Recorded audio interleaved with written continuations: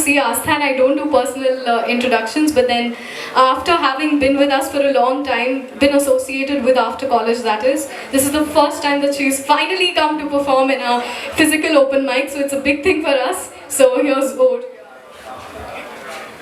Thank you for that introduction. Now, I cannot, if I have to introduce myself right now in this place, I'll introduce myself as a reader. This is the best place to introduce myself like that because it's a bookstore. So I have this question. If you were given a chance, like you could live the life of a fictional character or you could live the life that you are living right now, what would you choose? Anyone? Which one would you choose? Fictional or this one? I have this unpopular opinion of choosing this life. I'll explain. If I would have been Hermione, I wouldn't have known Tristan Kane. If I would have been recent, I would have never known Mr. Larson. If I would have been one fictional character, I would have never known another fictional character. We would have, like, when you said fictional character, you would have become a fictional character for just one moment.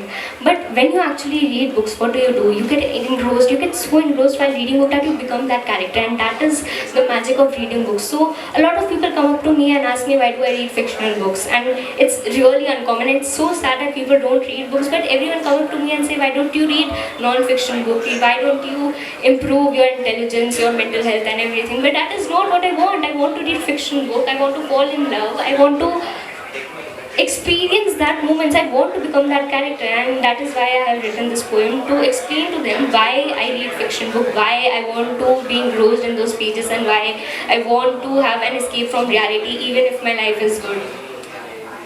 The title of the poem is She Wanders Through Words.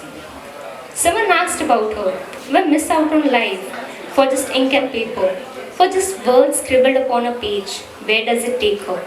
A reply came.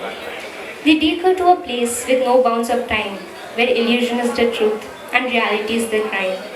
She can feel the warmth of dragon fire. She shivers to the cool breeze, all through the portal of that ink, and her mind would act like the keys. For those 500 pages, she is someone else, falling in love while reading about them fall. She doesn't need to be told they are fictional. She just wants to see the enemy wrapped around this girl like a shawl. Oh, you think she's staring at the wall. She has nothing in her mind. She's completely fine. Let me tell you, she's in another world, thinking about murder, mysteries, and things that crosses all lines. She has lived through many stories. She has been in thousands of minds. If this is what missing out on life feels like, I would rather ask you if you are blind. Thank you.